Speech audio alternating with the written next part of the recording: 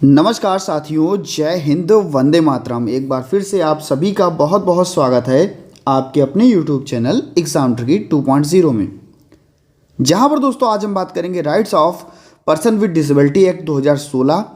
और ये एक्ट आपका बहुत ही इम्पॉर्टेंट है। इस एक्ट को आप वेरी इंपॉर्टेंट लगा लीजिए, क्योंकि अगर हम बिहार स्टेट की बात कर लें तो भैया यहाँ पर साफ साफ आपका ये rights of person with disability act यानी कि RPWD एक्ट 2016 आपका दिया गया है आपके सिलेबस में। और यहाँ से आपका क्वेश्चन जरूर आएगा, 100% आपका यहाँ से क्वेश्चन आएगा ही आएगा। तो सबसे पहले RPWD, जिसको हम लोग बोलते हैं rights of person with disability act 2016, और भी कोई आप एग्ज़ाम देने जा रहे हो वहाँ पर भी आपको यहाँ से क्वेश्चन देखने को ज़रूर मिलता है।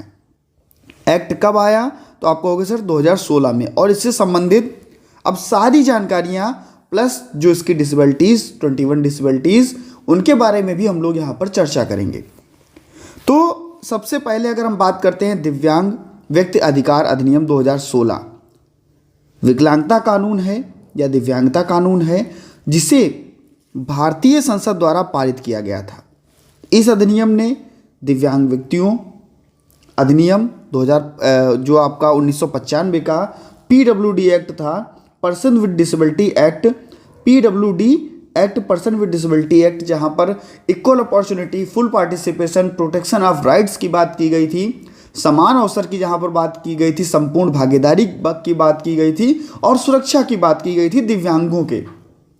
और जहां पर 1995 का जो आपका एक्ट PWD एक्ट, जहां पर 7 प्रकार बताए गए थे, और भैया डायरेक्ट आपका 2016 में जो आपका एक्ट आया वहां पर आपके 21 प्रकार बता दिए गए, 21 प्रकार बताए गए दिव्यांगताओं के। तो ये जो आपका एक्ट था आपके लिए बहुत इंपॉर्टेंट। इस अधिनियम को 2011 में इंट्रोड्यूस किया गया था। अगर इंट्रोड्यूस करने की बात आए, इस अधिनियम को बताने की बात आए, तो आप कहोगे सर 2011 में इसको इंट्रोड्यूस किया गया कि हाँ ये कोई एक अधिनियम हो सकता है जहां पर हम लोग दिव्यांगताओं को बढ़ा सकते हैं, इस प्रकार से इसको इंट्रोड्यूस किया गया था। इसके बाद में क्या हुआ कि इसे 7 फरवरी 2014 को संसद में पेश किया गया। 7 फरवरी 2014 को संसद में पेश किया गया, और इसके बाद में 14 दिसंबर 2016 को इसे राज्यसभा द्वारा पारित किया गया। अगर आपसे कहेगा कि भैया राज्यसभा के द्वारा, तो आप कहोगे सर 14 दिसंबर, क्योंकि कोई भी विधेयक अगर पास होता है, कोई भी एक्ट अगर पास होता है, तो वहाँ पर आपका राज्यसभा और आपका लोकसभा और आपका राष्ट्रपति, तो भैया इनके सभी के जो हैं वो हस्ताक्षर होते ही होते हैं। तो राज्यसभा के द्वारा ये पारित कब किया गया, तो आप कहोगे सर 14 दिसंबर 2016 को ये राज्यसभा के द्वारा पारित किया गया। एक इम्पॉर्टेंट क्वेश्चन यहाँ पर आपका। इसके बाद में लोकसभा के द्वारा ये 16 दिसंबर 2016 को, लोकसभा के द्वारा 16 दिसंबर 2016 को आपका ये, और इसके बाद भारत के राष्ट्रपति के द्वारा आपका 30 दिसंबर 2016 को ये कानून बना दिया गया। राष्ट्रपति के द्वारा अनुमोदित होने के बाद में क्या किया गया कि 30 दिसंबर 2016 को इसको कानून बना दिया गया, और कहा गया कि सामाजिक न्याय एवं अधिकारिता मंत्रालय के तहत ये 15 जून 2017 को इसको लागू किया गया। अगर कहा जाएगा भैया लागू कब से किया गया, तो आप कहोगे 15 जून 2017 से इसको लागू किया गया। अगर कहेगा लोकसभा में तो आप कहोगे 16 दिसंबर को, अगर राज्यसभा में तो आप कहोगे 14 दिसंबर को। अगर कहेगा आपसे कि भैया इंट्रोड्यूस कब किया गया, तो 2011 में, और भैया 7 फरवरी को इसे कहाँ पर संसद में पेश किया गया। संसद में कब पेश किया गया, 7 फरवरी 2014 को। इतना सभी लोग ध्यान रखिएगा, वेरी इंपॉर्टेंट भी लगाइएगा। और उसके बाद में अगर हम बात कर लेते हैं, यह अधिनियम UNCRPD के प्रति भारत के दायित्व को पूरा करने के लिए पारित किया गया था, यानी कि United nation conversion rights of person with disability, है ना। तो इसके प्रति जो भी भारत के दायित्व हैं उसको पूरा करने के लिए जो भी हमारे दिव्यांग व्यक्तियों को चीज़ें मिलनी चाहिए उनको पूरा करने के लिए इस RPWD एक्ट को लाया गया था। कब आया? 2016 में 21 दिव्यांगताएं। और अभी मैं 21 दिव्यांगताओं पर आपसे चर्चा भी करूंगा, 21 प्रकार की दिव्यांगताओं पर। यह अधिनियम भारत के सभी दिव्यांग व्यक्तियों को समान अवसर प्रदान करने के लिए अधिनियमित किया गया, जहां पर सभी को इक्वल अपॉर्चुनिटी मिले, समान अवसर मिले, सभी व्यक्तियों को संपूर्ण भागीदारी मिले, इसलिए इस एक्ट को लाया गया। और ये किसका संशोधित रूप था? तो आप कहोगे सर PWD एक्ट का ये संशोधित रूप था। इसके बाद में हम बात करते हैं, देखिए यहां पर मैंने आपको क्या बताया, 7 प्रकार की दिव्यांगताएं आपकी पहले थी, बढ़ा करके भैया कितनी 21 प्रकार की दिव्यांगताएं आपकी कर दी गई, 7 से बढ़ा करके 21 कर दी गई। और कहा गया हम उन व्यक्तियों को अक्षम व्यक्ति मानेंगे जिनमें 40% की दिव्यांगता होगी, जो 40% दिव्यांग होंगे।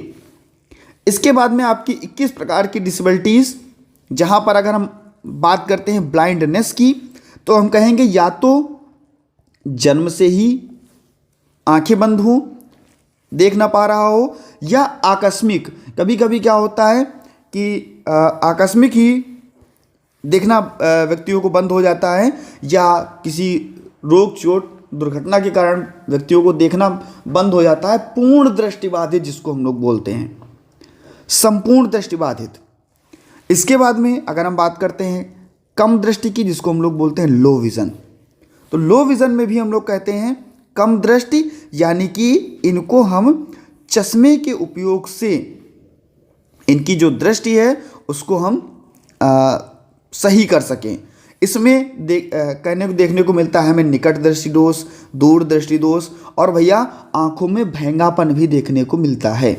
तो ये आपका कौन? लो विज़न वाले व्यक्ति होते हैं। श्रवण दोष, हम कहते हैं भैया श्रवण दोष कौन? तो कहेंगे भैया 60 डेसिबल, है ना, 60 डेसिबल या इससे अधिक। 60 ऐसे लिखते हैं dB, आपका ये ऐसे होता है, D को छोटा बनाते हैं और B को बड़ा बनाते हैं। हमेशा dB ऐसे लिखा जाता है, D छोटी और B बड़ी। ये भी आपको याद रखना है क्योंकि ये भी आपसे पेपर में प्रश्न पूछ सकता है। तो 60 डेसिबल या इससे अधिक के बहरे कान वाले व्यक्ति को आपका क्या कहा जाएगा? श्रवण बाधित या हेयरिंग इम्पेयरमेंट बच्चा कहा जाएगा। इसमें बहरापन, सुनने का अभाव, और ईयर ड्रम होती है कान के अंदर, उसका फटना, तो भैया ये इसी से होता है। इसके बाद में हम लोग बात करते हैं आपके लोकोमोटर या गतिशील दिव्यांगता की, तो हम कहेंगे चलने में असमर्थता देखने को मिलती है। तो भैया मान लीजिए आउटडोर कोई भी गेम है, इंडोर कोई भी गेम है, तो बच्चे को चलने में भी असमर्थता हो सकती है, तो उनको भैया आउटडोर गेम खेलने में भी असमर्थता देखने को मिल सकता है। तो यहाँ पर चलने में असमर्थता एक स्पष्ट प्रकार की दिव्यांगता के अंतर्गत आपकी आएगी। इसके बाद में हम लोग अगर बात करें मेंटल इलनेस, या हम लोग अगर बौनेपन की बात करें, तो हमको देखने को मिलता है कुछ हमारे यहाँ बहुत लगभग में 147 सेंटीमीटर से जो नीचे के व्यक्ति होते हैं आपके बौनेपन के अंतर्गत आ जाते हैं। इसके बाद में अगर हम बात कर लेते हैं आपकी कुष्ठ रोग, आपका हाँ लेप्रोसी कर्व, आपका कुष्ठ रोग है ना। कुष्ठ रोग में भी आप लोगों को देखने को मिलता होगा कुछ ऐसे व्यक्ति आपको कुष्ठ रोग से ग्रसित, जैसे त्वचा में धब्बे पड़ना, हाथ और उंगली का सुन्न हो जाना, तो आपका किसमें? कुष्ठ रोग के अंतर्गत आता था। और बौनेपन में 147 सेंटीमीटर से कम, या हम कह सकते हैं 4 फीट अगर, और हम अगर 10 इंच की बात कर लें तो भैया अगर इससे कम व्यक्ति है तो वो बौनेपन की श्रेणी में आएगा, है ना, ड्वार्फिज्म की श्रेणी में आएगा। इसके बाद में अगर हम बात करते हैं भैया आपके मेंटल रिटार्डेशन की, जिसको हम लोग अब क्या बोलते हैं? इंटेलेक्चुअल डिसेबिलिटी बोलते हैं, है ना, बौद्धिक अक्षमता बोलते हैं। क्या बोलते हैं हम लोग इसको? बौद्धिक अक्षमता। तो भैया बौद्धिक अक्षमता में हम कह सकते हैं दैनिक कार्य, सामाजिक कार्य, जो भी करने में बच्चे कठिनाई, बच्चे को पढ़ने में कठिनाई, समस्या व्यवहार बच्चा प्रदर्शित कर रहा है, तो भैया बौद्धिक अक्षमता के अंतर्गत, जहाँ पर हम लोग आईक्यू की बात करते हैं, बुद्धि लब्धि की बात करते हैं, है ना। आप लोगों को माइल्ड, मॉडरेट और आपका मॉडरेट हो गया, और इसके बाद में आपका सीवियर और प्रोफाउंड, इस प्रकार से आप लोगों को बताया था मैंने। जहाँ पर बताया था भैया 70 से 50 तो माइल्ड, 35 से 50 हम कह सकते हैं आपका मॉडरेट, इसके बाद में सीवियर आपका 35 से 20 और प्रोफाउंड आपका 20। ये सब आपका आईक्यू है भैया, बुद्धि लब्धि है ना, बुद्धि लब्धि है ये आपकी। इसके बाद में 20 से कम तो आपका प्रोफाउंड कंडीशन, सबसे गिरी हुई कंडीशन। इसके ऊपर अगर हम जाते हैं तो भैया हमारी बॉर्डर लाइन भी आती है 70 से लगभग में आपका 90 के प्लस में अगर हम जाते हैं तो ये भैया हमारे सामान्य बच्चे हो जाते हैं, जैसे कि हम लोग 90 से 110 में, और इसके बीच में जो रहता है वो आपका बॉर्डर लाइन रहता है। इसके बाद में अगर हम बात करते हैं मस्कुलर डिस्ट्रॉफी की, या हम लोग मस्कुलर डिस्ट्रॉफी, ये आपका मानसिक बीमारी की बात कर लेते हैं। तो हम कहते हैं भैया मानसिक बीमारी कौन, तो कहेंगे भैया मानसिक बीमारी किसी को भी हो सकती है। ये इसमें कोई मतलब ये नहीं कहते, बातचीत करने में भी हो सकता है, किसी चीज़ से भय हो सकता है, व्यक्ति हमेशा कह सकते हैं कि हो सकता है पानी से व्यक्ति को भय हो सकता है मोबाइल से व्यक्ति को भय हो, तो ये एक प्रकार की क्या होती है, मेंटल इलनेस होती है, मानसिक बीमारी होती है। इसके बाद में अगर हम बात कर लेते हैं आपके ऑटिज़म बच्चे की, तो ऑटिज़म आप देखने को मिलता है कि इनमें भाषाई कौशल बहुत बिल्कुल ना के मात्र होता है ना, और आपसे नज़रें नहीं मिलाते हैं। तो इस प्रकार से जो है वो बच्चे अपने में ही, ऑटिज़म यानी कि बच्चा अपने में ही ऑटिज़म ही एक प्रकार का गुच्छा विकार होता है, जिसमें बहुत सारी आपकी दिव्यांगताएं, आपके प्रकार देखने को मिलते हैं। तो इसमें क्या होता है कि बच्चा स्वयं में ही लीन रहता है, ऑटिज़म यानी कि स्वलीन, स्वयं में ही लीन, तो ये आपको ऑटिज़म में देखने को मिलता है। इसके बाद में सेरेब्रल पाल्सी यानी कि सीपी, है ना, जहाँ पर बच्चे के हाथ पैर में अकड़न देखने को मिलती है, पूरे शरीर और मस्तिष्क में भी जो नियंत्रण है बच्चा नहीं कर पाता, बच्चे का हाथ जो है काफ़ी हिलता रहता है, गतिशीलता में भी कमी देखने को मिलती है, तो ये आपका प्रमस्तिष्कीय पक्षाघात। इसके बाद में अगर हम बात करते हैं मस्कुलर डिस्ट्रॉफी की, यानी कि मांसपेशीय दुर्विकार की, तो मांसपेशीय दुर्विकार में क्या होता है भैया कि बच्चे में मांसपेशियाँ जो होती हैं वो अविकसित होती हैं, और अगर विकसित होती भी हैं तो बहुत भंगुर होती हैं, बहुत भंगुर होती हैं, जिससे कि भैया उनमें चलने फिरने की क्षमता या किसी की भी कार्य को करने की क्षमता जिसमें कमी देखने को मिलती है। इसके बाद में अगर हम लोग बात करते हैं आपका क्रॉनिक न्यूरोलॉजिकल कंडीशन की, जहाँ पर बहुत तेज बच्चे को बुखार भी हो सकता है, मस्तिष्क का ट्यूमर भी हो सकता है, और तंत्रिका तंत्र में भी नुकसान हो सकता है, और बच्चे को भयानक सरदर्द भी हो सकता है। तो ये इसके सारे लक्षण आपको देखने को मिलते हैं। इसके बाद में विशिष्ट अधिगम अक्षमता, जहाँ पर आप लोग भैया डिसलेक्सिया, डिस्ग्राफिया, डिस्कैल्कुलिया, इनको सबको पढ़ते हैं, यानी कि बच्चे को पढ़ने में समस्या, बच्चे को लिखने में समस्या, बच्चे को कैलकुलेशन करने में समस्या, तो ये आपका स्पेसिफिक लर्निंग डिसेबिलिटी के अंतर्गत जाता है। इसके बाद में आपका मल्टीपल स्कॉलरशिप, तो हम कहेंगे मल्टीपल स्कॉलरशिप क्या होगा, तो इसके अंतर्गत दोस्तों देखिए मैं आपका समय नहीं गंवा रहा हूँ और बहुत तेज आप लोगों को समझा रहा हूँ, क्योंकि आप लोगों ने जब अपना डीएड कंप्लीट किया होगा या डीएड की अगर पढ़ाई भी की होगी तो आप लोगों ने इनको सबको बहुत ही अच्छी ढंग से पढ़ा होगा। अगर नहीं पढ़ा है तो यहाँ पर पढ़ लीजिए और आपका रिवीजन भी हो जाएगा, है ना। तो यहाँ पर हम लोग मल्टीपल स्कॉलरशिप के बारे में बात कर रहे थे। कहेंगे अंगों की मांसपेशियों में जकड़न व कमजोरी, संवेदनशीलता, ये सारी चीज़ें जो हैं आपको यहाँ पर देखने को मिलेगी। मलमूत्र में नियंत्रण में कमी, बच्चे में मलमूत्र के नियंत्रण में कमी भी मल्टीपल स्कॉलरशिप के अंतर्गत आपको देखने को मिलती है। इसके बाद में वाणी की जो दिव्यांगता आपको देखने को मिलती है, वाणी, है ना, बच्चे को भाषा और बोलने में समस्या। इसके बाद में अगर हम बात करें थैलेसीमिया की, तो थैलेसीमिया में क्या होता है भैया, हीमोग्लोबिन की कमी, बार बार रक्त चढ़ाना पड़ सकता है व्यक्ति को, ये भी आपका एक रक्त विकार है, ये भी आपका एक रक्त विकार है आपका थैलेसीमिया। हीमोफीलिया भी आपका क्या है, एक रक्त विकार है, अब इसके बारे में भी हम बताएंगे। तो यहाँ पर क्या है, थैलेसीमिया, यहाँ पर भैया हीमोग्लोबिन की कमी, बार बार रक्त चढ़ाना पड़ सकता है ना, बच्चे की वजन जो है वो नहीं बढ़ता है, सांस लेने में दिक्कत हो सकती है, और इसके कारण बच्चा बार बार बीमार भी हो सकता है।